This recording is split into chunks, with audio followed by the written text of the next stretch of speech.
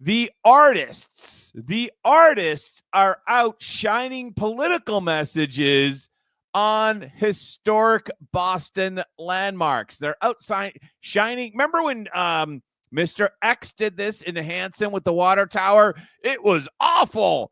And all the TV crews were down there, and the town of Hanson actually hired lights. Remember that? And yeah, that was one of my funnest videos from last year. And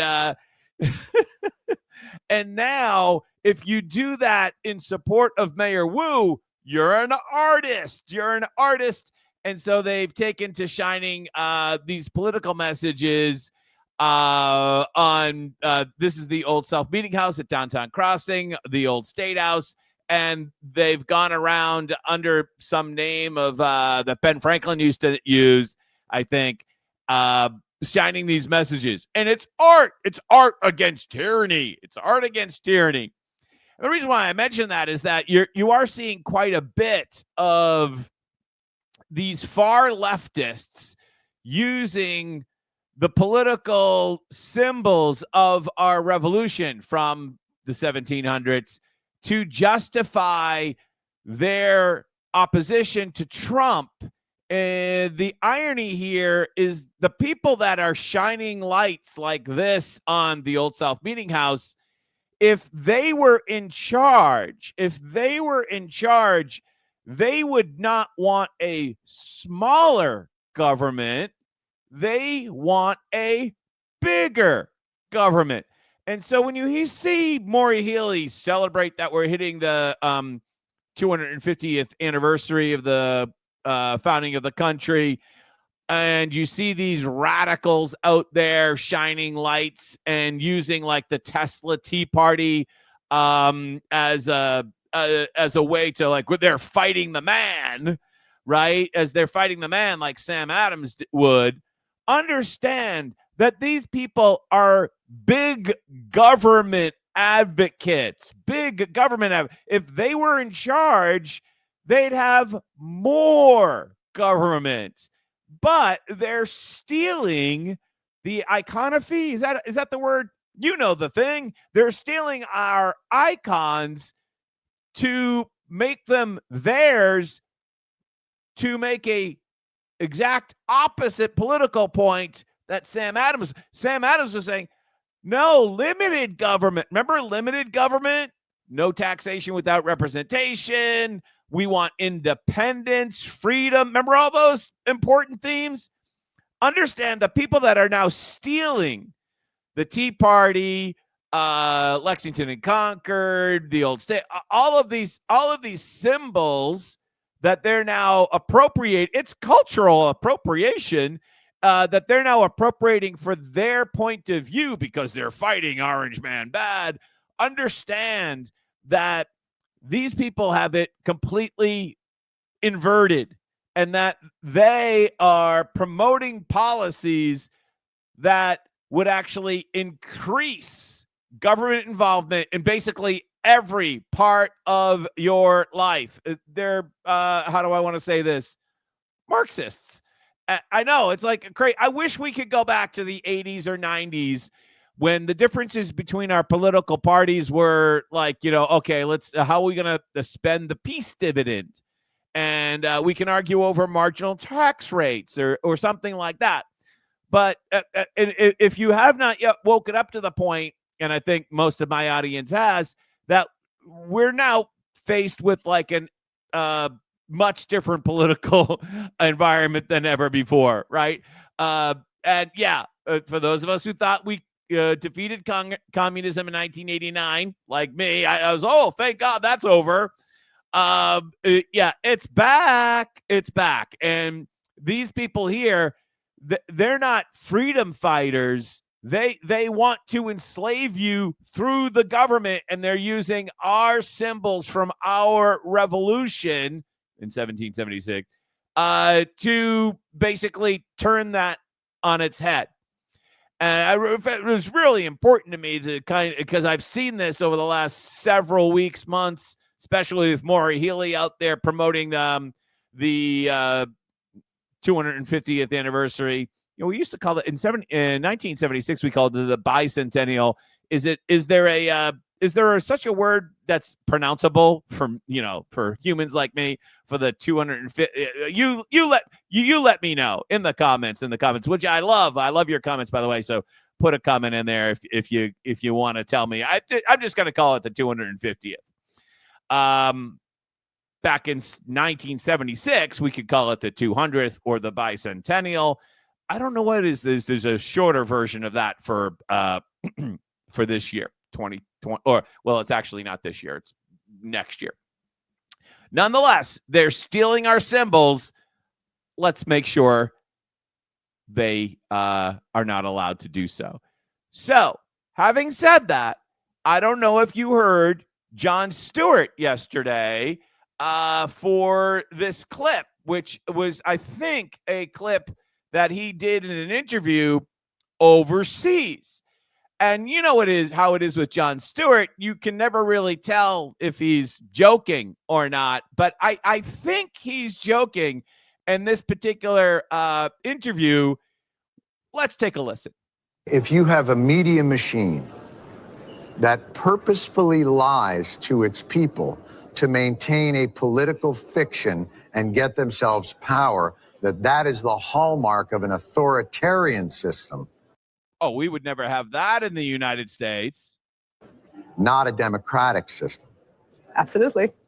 Well, if we were ever to get something like that in the United States, we would be horrified, furious. Would we?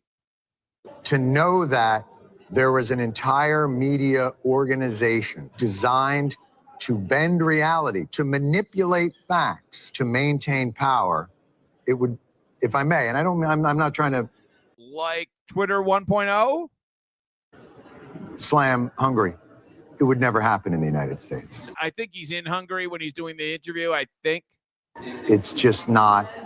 I almost can't even conjure it, imagine it. It must be very difficult to live in a country where one media organization, out of whole cloth, knowingly, explicitly, maybe even in meetings behind the scenes, might say, we're lying to our audience, holy shit, and then call... Like to tell us that Biden is fully competent, or that you have to wear a mask outside at 2:00 in the morning. No, that we would never have that in the United States. For news people to be fired for telling the truth. I mean, if something like that happened in the United States, it would be a dark day indeed. It would be a dark day indeed. By the way, I just got a text from one of you. Thank you so much. I'm told that the attack on X continues and we're having trouble seeing your show. Yeah, well, that does not surprise me, right? That does not surprise me. I figured I'd do my show today, and I kind of thought that there would be another attack. It's ongoing, but I figured I'd just do it, and we'll see. Whoever sees it, sees it. So we're just going to trudge on with today's show. But Jon Stewart, is he joking or is he telling the truth? I think he's being sarcastic, because that actually happened, as we all know, as was revealed by the Twitter files. The Biden administration, using the tools that were developed during the war on terror, basically turned those against the domestic population to control the media. And we learned this through the Twitter files. Let's have Michael Schellenberger explain. Today, American taxpayers are unwittingly financing the growth and power of a censorship industrial complex run by America's scientific and technological elite, which endangers our liberties and democracy. I'm grateful for this opportunity to offer this testimony and sound the alarm over the shocking and disturbing emergence of state-sponsored censorship in the United States of America. This was just about 2 years ago, actually, March 9th, 2023, 2 years ago, state-sponsored censorship in the United States. The Twitter files, state attorneys general lawsuits, and investigative reporters have revealed a large and growing network of government agencies academic institutions, and non-governmental organizations that are actively censoring American citizens, often without their knowledge, on a range of issues. I do not know how much of the censorship is coordinated beyond what we have been able to document, and I will not speculate. I recognize that the law allows Facebook, Twitter, and other private companies to moderate content on their platforms, and I support the right of governments to communicate with the public, including to dispute inaccurate information. But government officials have been caught repeatedly pushing social media platforms to censor disfavored users and content. Often these acts of censorship threaten the legal protection social media companies need to exist, Section 230. If government So we have this history. This happened, Jon Stewart. Whether you were saying that with irony or not, we're not really sure because you're a comedian, right? It's hard to see if Jon Stewart's speech there was like a Babylon Bee post or not. I think it was. I think he was actually calling out censors in the United States, like Michael Schellenberger was solemnly describing, because it did happen in the United States. Censors and political correctness basically killed comedy, his business, right? They basically killed. It's really hard to go on stage and tell a joke about anybody nowadays because you're going to offend somebody. And of course, as it's been revealed, the fact of the matter is that we were living in this giant manipulated media bubble, and all of the actions from Facebook and YouTube and X were a lot of them were at the behest or at the encouragement of the government. The government was using these private organizations to accomplish the government's goals, and effectively, therefore, they were agents of the government. And Alex Berenson is sued on this point and won, I'll remind you. So when we see people that are out there flashing their symbols on the side of buildings like this, understand that these people are not artists. These are people who want more government, want more censorship. If you went out and put up a sign on the side of a building in downtown Boston, like the Old South Meeting House, and you said, Elon forever or Elon 2028, how long do you think your beam of light would last on the side of the building before you were tackled by the police and hauled off to Area A1, right? Not very long. But if you're for Mayor Wu and you shine a light on a historic building, well, you're an artist and you're standing up for tyranny, against tyranny. But what you really I actually, Freudian slip there. You are actually standing up for tyranny, aren't you? Not against it. A very important kind of, 30,000 foot, like, look at that, and didn't maybe describe it as much as I wanted to, but really important point. Again, if you shined a political light on the Old South Meeting House that said Elon's doing the right thing, you'd be off to the hooska immediately. We can't have that. That's hate speech. But if you do something that says Wu is good, oh no, you're an artist and celebrated by the Boston Globe. Here's Elon Musk describing democracy, because it's hard for some people to kind of understand it, with his interview with Larry Kudlow the other day.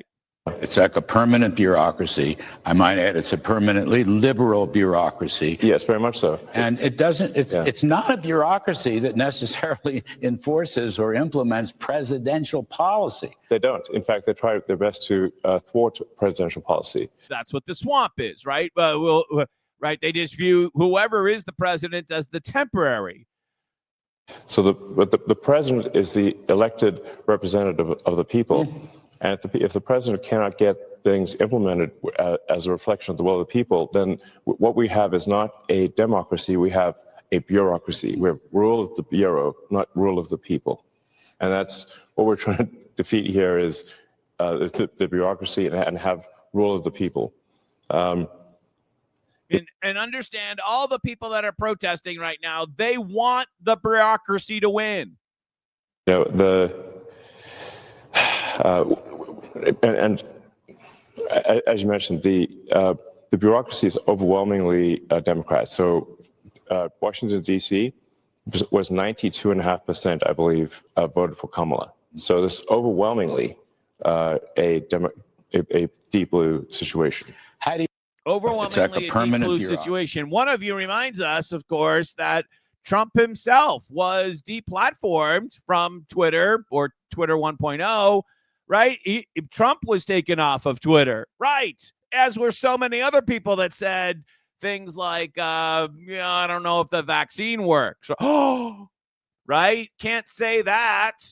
And all sorts of other things that you could not say that were against the narrative. We've had some fun interviewing people at rallies recently, haven't we?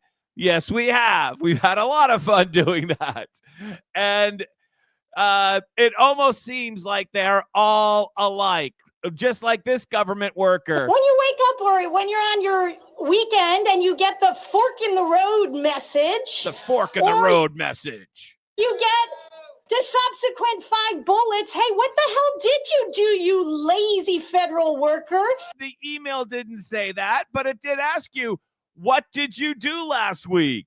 Which in the private sector is all that matters, right? Now, I have agents that work for me, but they're independent contractors, so I don't ask them this question because they're not employees of mine. They're independent contractors. So, the relationship is slightly different. But if I had employees and I sent them an email and I'd said, what did you do this week in exchange for your paycheck? I'd be like, yeah, you are going to justify your existence.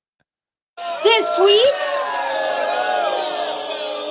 But she's making Musk's point in that the entitlement, and by the way, you got to love the mask, is clearly evident. How frightening is it that someone on X, the owner of X, speaks to you directly to say, what did you do last week at work? And if you don't answer, I am going to fire you. Why is that so frightening? But even more egregious, the president comes out, the most powerful person in the land, and endorses that message. That's because he got elected and you didn't. And you don't have an entitlement to a government job that I might not be required to employ you. In fact, it might be a good thing to get rid of you, specifically you, lady in the red sweater, right? Understand that all of these people, they want bigger government. Getting back to our original story, they want bigger government. They want more government. They want to suppress your rights. They want to suppress your speech. They definitely want to take away your guns. If you're lucky enough here in Massachusetts to even still have one. For those of you who still have a gun in Massachusetts, oh man, wow, are you a thought criminal, right? And yeah, understand that they want more and more government. Just in the same way that when people say that they're Antifa, anti-fascist, understand that the anti-fascists, I don't know if you're aware of this, they're the fascists.